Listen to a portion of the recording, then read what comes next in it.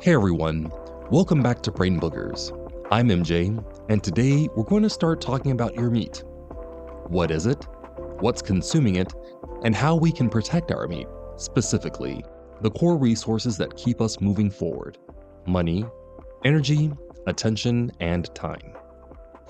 Today, we're digging into the first pillar, money, the first slice of the meat model, and let's be honest, the one that keeps most of us up at night, stress eating ramen, and pretending our bank app isn't judging us. Money. It's the adult report card nobody asked for, the silent third wheel on every date, and the reason you're considering creating a solitary faux exclusionary page for fanatics.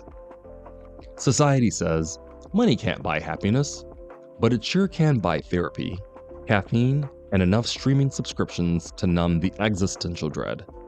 And yet, somehow your paycheck vanishes faster than your motivation on a Monday. Ever reach the end of the month and wonder, where did it all go? You're not alone. Money isn't just about dollars and cents. It's about security, opportunity, and sometimes our sense of self-worth. So buckle up as we get real about what money means for our mental health, how it slips away, and how we can reclaim control. Ready to face your finances without hiding under the bed? Then let's do this. If you haven't, please click the subscribe button and tap the notification bell so you never miss the latest. Share this episode with someone who could use a little inspiration. Your experiences help us all move forward together. Before we begin, please note, the content shared on this podcast is intended for informational and educational purposes only and is based on research, personal experiences as a coach, and anecdotes from my wellness journey. I am not a psychiatrist, psychologist, psychoanalyst, therapist, or licensed mental health professional. This podcast does not offer medical advice, diagnosis, or treatment. If you are experiencing mental health issues or have inquiries concerning your well-being, it is advised to seek assistance from a qualified healthcare provider or mental health professional. So let's start with the basics. What is money beyond the obvious? Money is a tool and the resource that somehow manages to be both your biggest motivator and your most toxic ex. It's deeply emotional.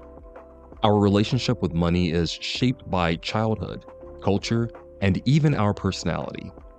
It's the adult version of a gold star, the universal love language, and the only thing standing between you and that $9 oat milk latte you definitely don't need, but will absolutely buy anyway.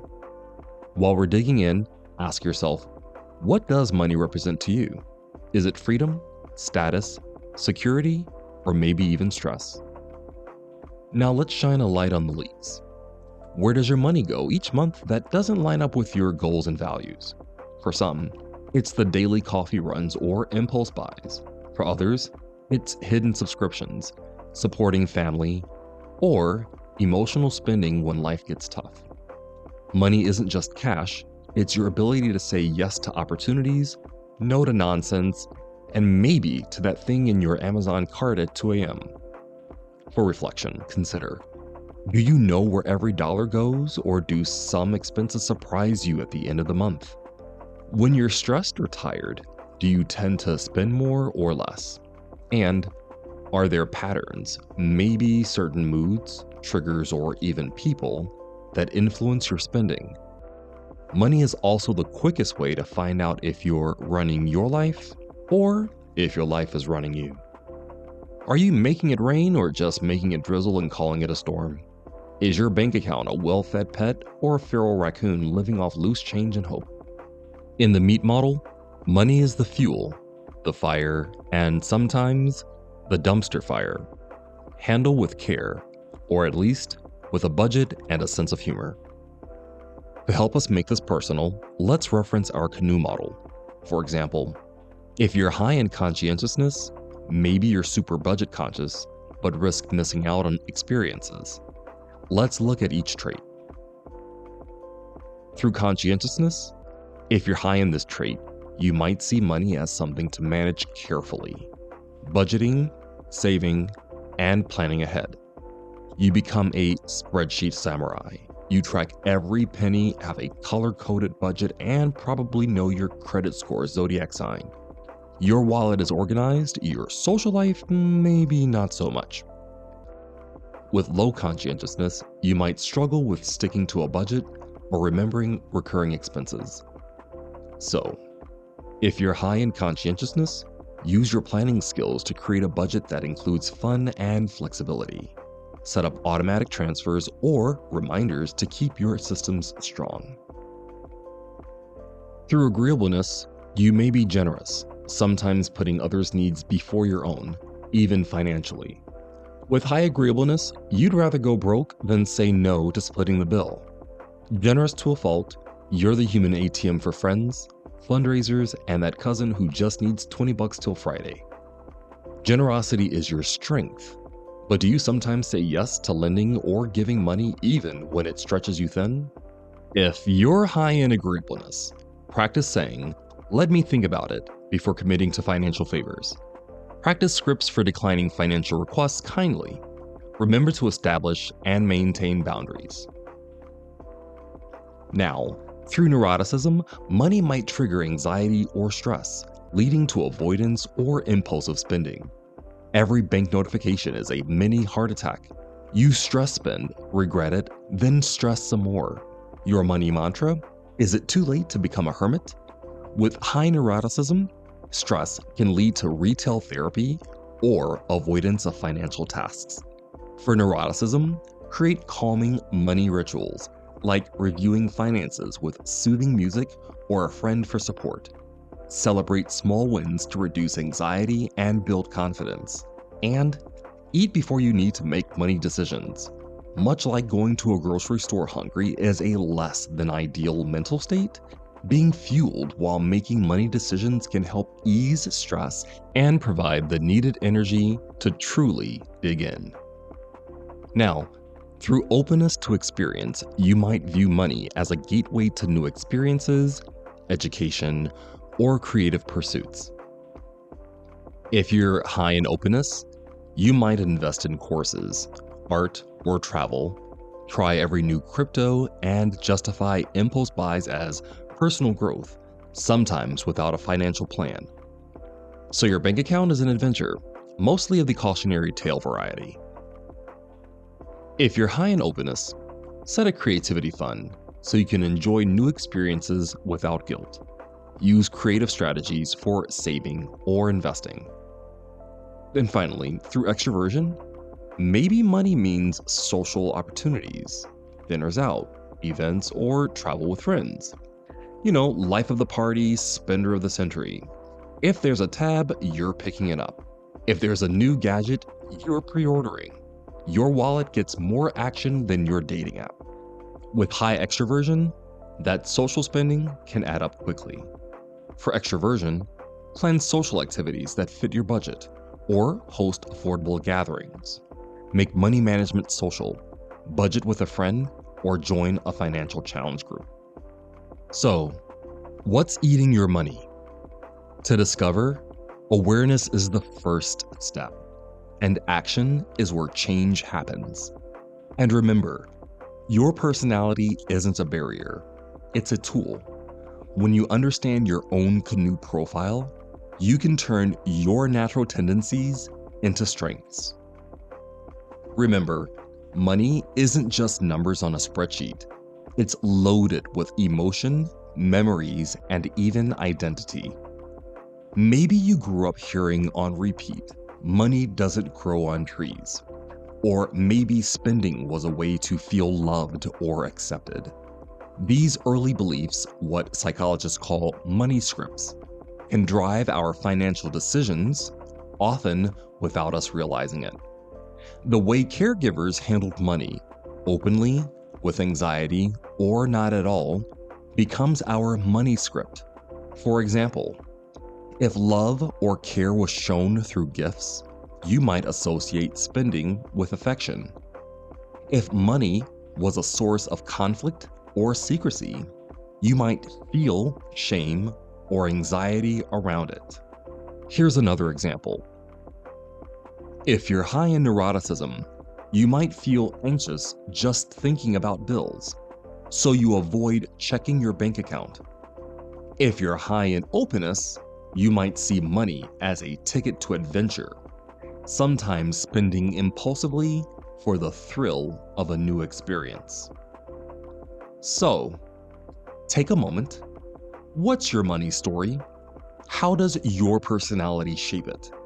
Understanding this is key to breaking old patterns or generational curses and building a healthier relationship with money. And sometimes, it's a good practice to contemplate the concept of money versus the psychology of money. Conceptually, money is viewed as a tool for exchange, security, and opportunity. Its practical functions are for buying goods, paying bills, and saving for the future. And it involves how society defines and values money. The psychology of money deals with how we think and feel about money. This includes money scripts on a loop. These unconscious beliefs formed in childhood, such as money is hard to get, or rich people are greedy, or spending equals happiness. Our emotional triggers, guilt, shame, pride, anxiety, or freedom tied to spending, saving, or debt.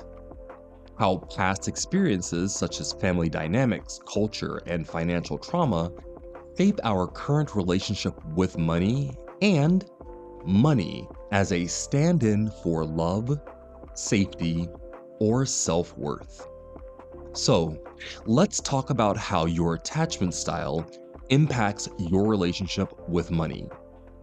Those with secure attachment tend to be trusting, comfortable with intimacy and independence, likely to have a balanced, confident relationship with money, comfortable budgeting, saving, and spending intentionally, and can ask for help or advice when needed. You save, you spend, you invest. Your money's got boundaries and a 5-year plan. Basically, your budget does yoga and journals every morning. For those with an anxious attachment, money can trigger worry, fear of not having enough, or being abandoned financially or emotionally. Might use spending to seek comfort, approval, or reassurance, sometimes overspending to please others, and may feel needy or dependent on partners for financial security. It's like you're checking your bank balance like it's your toxic ex's Instagram. You're either clinging to every dollar or panic spending because, what if I never feel this joy again?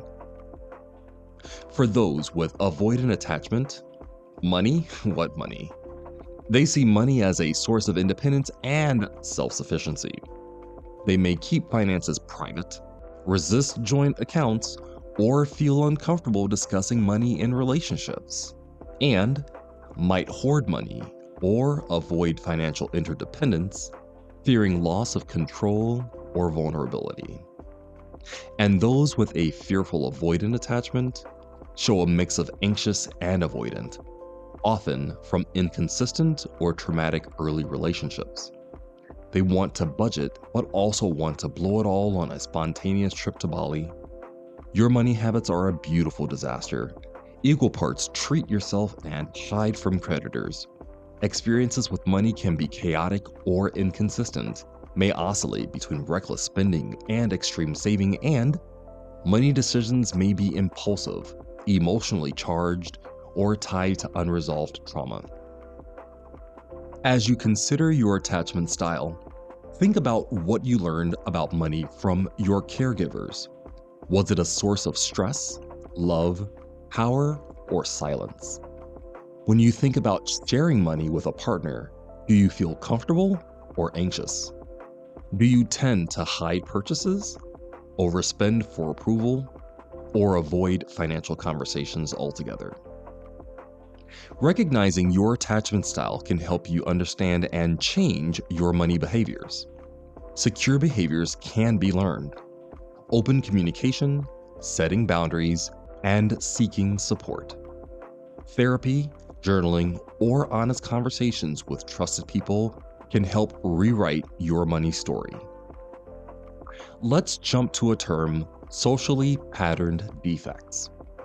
A socially patterned defect means a disadvantage, risk, or health issue that disproportionately affects certain groups because of social structures.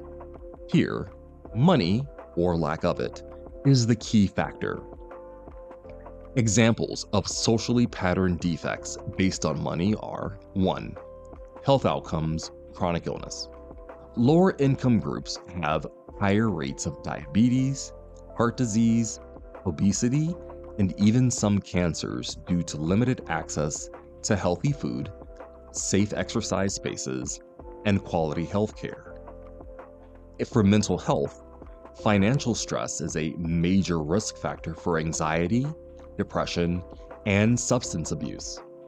People with less money often have less access to affordable mental health care and support. The saying is true that the more money we make, the more problems we make for ourselves. Take, for example, individuals you watched climb the professional ladder, and their additional financial resources has led to reduced physical activity, increased caloric consumption, and an increase in mindset that I can always get back to where I was, not considering the inertia you're developing. Then we fall into the trap that I have enough money to pay for it, while perpetuating the practice of throwing money at things to solve them. Folks don't mind spending money because they have it and the status associated with it, while making themselves physically worse. 2. Education and opportunity. Educational attainment. Kids from lower income families are less likely to attend college or access high quality schooling, which perpetuates cycles of poverty and limits upward mobility. Job opportunities. Lower income individuals may have fewer networks, less access to internships, and face more barriers to stable, well-paying jobs. Society says, treat yourself. Translation: buy things you don't need with money you don't have to impress people you don't even like. You're told money can't buy happiness, but apparently it can buy enough scented candles, streaming subscriptions, and avocado toast to distract you from your existential dread. 3. Life expectancy. Shorter lifespans. Research consistently shows that people in lower socioeconomic brackets live shorter lives on average than their wealthier counterparts. You may see this through the hustle culture defect. If you're not making money while you sleep, are you even alive? So you're side hustling, main hustling, and stress hustling? Meanwhile, your wallet's still on a ramen diet. 4. Exposure to stressors, environmental hazards. Lower income neighborhoods are more likely to be near pollution, have less green space, and experience higher crime rates, all of which impact health. Unstable housing. Financial insecurity can lead to frequent moves, poor housing conditions, or homelessness, which further affect health and well-being. 5. Social mobility and stigma. Social exclusion. People with less money often face stigma, discrimination, and exclusion from social and professional circles. And let's not forget FOMO spending. Society convinces you that if you don't buy the latest gadget, upgrade, or limited edition whatever, you'll be left behind, like a flip phone at a smartphone convention. Limited access. From healthy food to extracurriculars, travel, and even basic healthcare, money impacts access at every level. These patterns aren't about individual choices, they're about systems, policies, and environments that make it harder for some people to thrive. Recognizing these patterns is the first step toward advocacy and change. So next time you're about to add to cart because of a TikTok trend, ask yourself, Is it self-care or just another socially patterned defect draining your meat? Garrett Hofstede identified 6 core dimensions that describe how cultures differ. One is power distance, that is the acceptance of unequal power. 2 is individualism versus collectivism. 3 is masculinity versus femininity, that's the competition versus care. 4 is uncertainty avoidance, this is comfort with ambiguity. 5 is long-term versus short-term orientation. And 6 is indulgence versus restraint.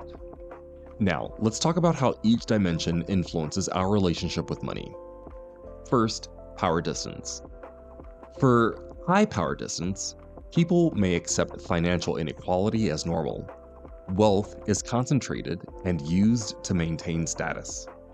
For low power distance, there's more emphasis on equality. Open conversations about money and challenging financial hierarchies are more common. 2. Individualism versus collectivism. Individualist cultures see money as a means to personal achievement, independence, and self-expression. Saving and spending are focused on individual goals. In collectivist cultures, money is often shared within families or communities. Financial decisions are made with the group's well-being in mind.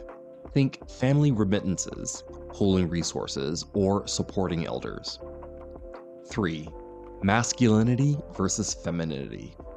Masculine cultures see money as being tied to success, status, and competition.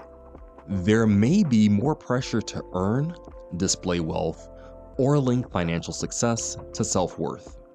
Versus in feminine cultures, money is more likely viewed as a tool for quality of life, care, and security. Sharing and supporting others financially is valued. 4. Uncertainty avoidance.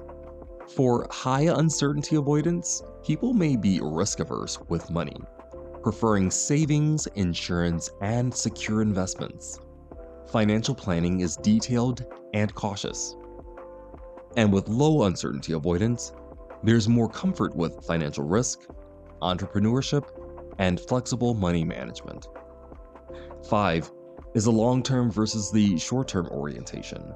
For long-term oriented cultures, they focus on saving, investing, and planning for future generations.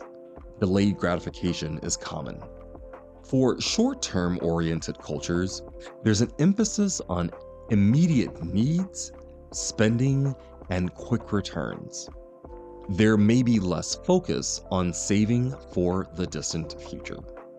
And then 6, indulgence versus restraint.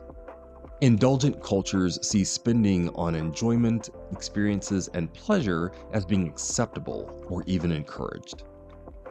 Whereas with restrained cultures, there's an emphasis on saving, self-control, and limiting spending on non-essentials.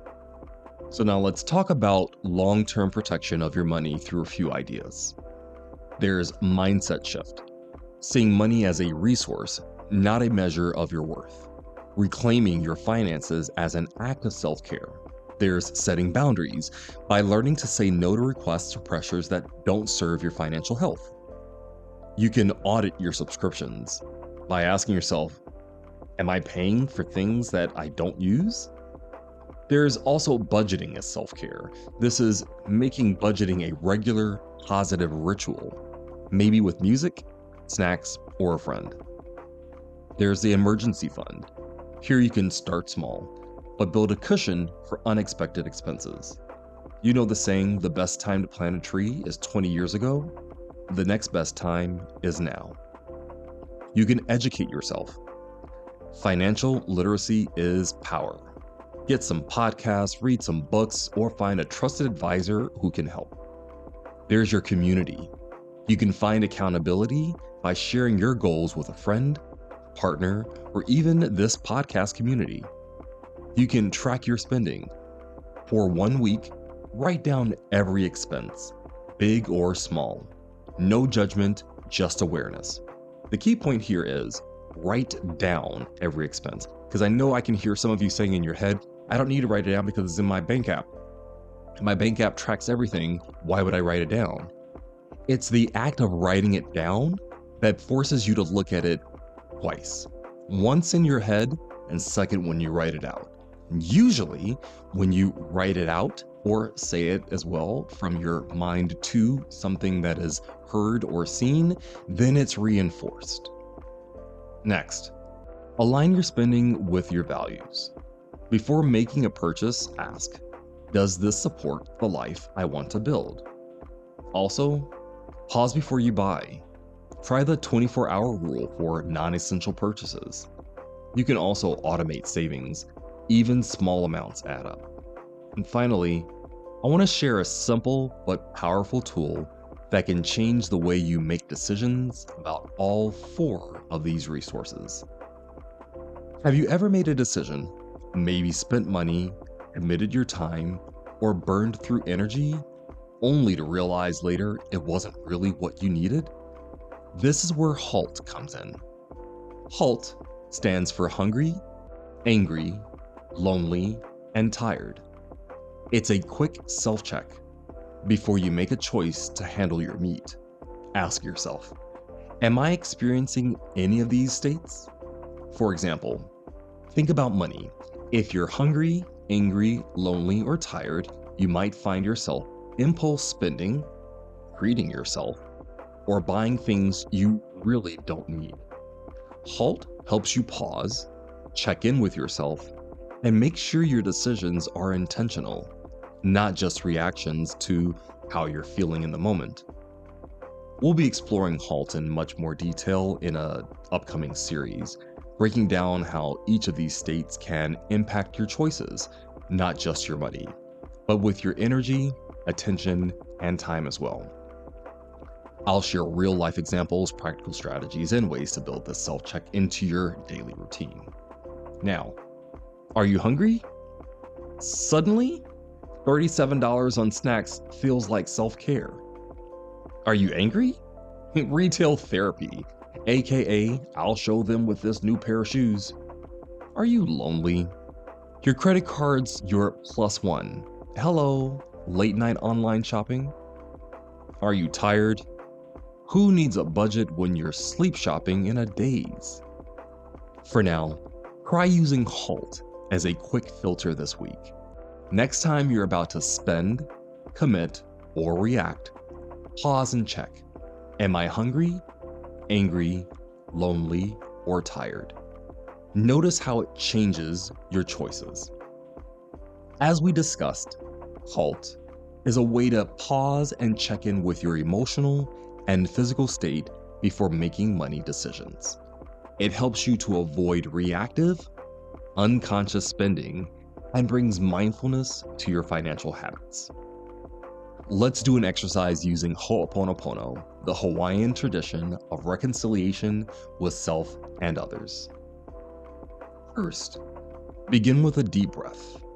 Focus on the inhale and the exhale. Feel your lungs fill your chest. Feel your muscles relax. For step 1, take a moment to ask yourself, am I hungry? Am I angry? Am I lonely? Am I tired? Notice if any of these feelings are present. Acknowledge them gently, without judgment. For step 2, connect with your money moment. Think about a money decision you're facing or recent financial choice that's on your mind. Notice any emotions or sensations that come up: stress, guilt, excitement, fear, or even numbness. For step 3, with your attention on your relationship with money, gently repeat these 4 phrases, either aloud or silently in your mind. I'm sorry for the times I've used money to fill an emotional gap, or for the ways I've judged myself around finances. I'm sorry, bank account, for treating you like monopoly money. Please forgive me for any past mistakes, for holding on to limiting beliefs, or for not always honoring my needs.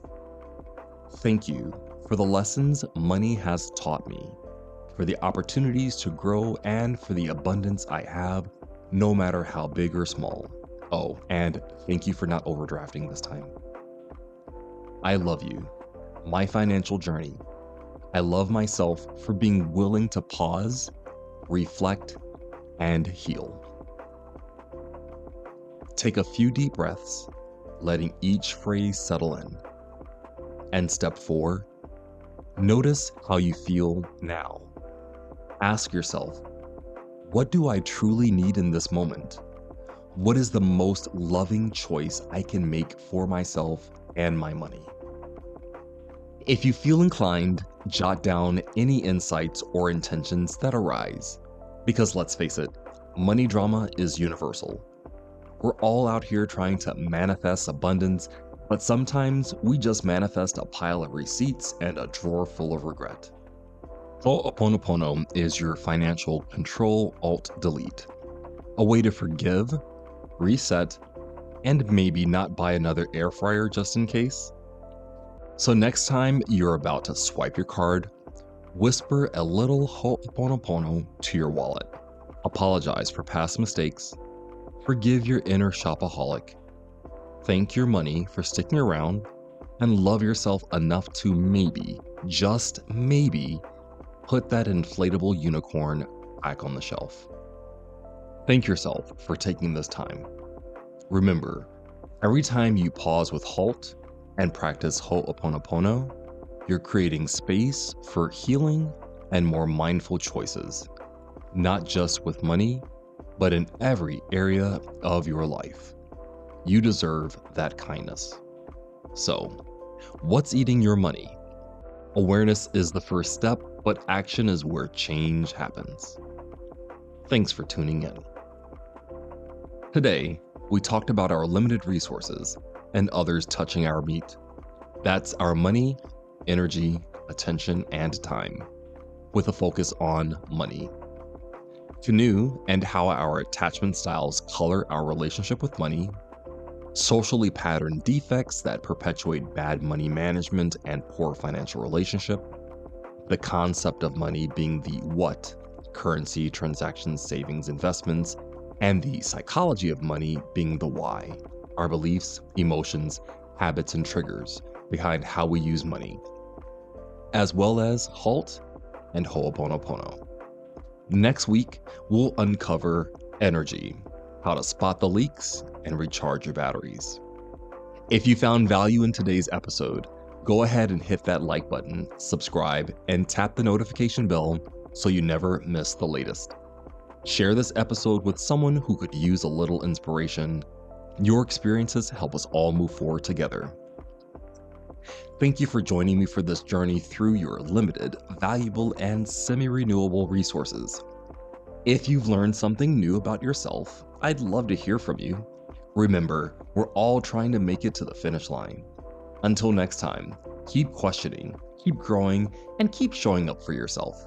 Take care, protect your meat, and join me next time where we'll pick and dig in on brain boogers.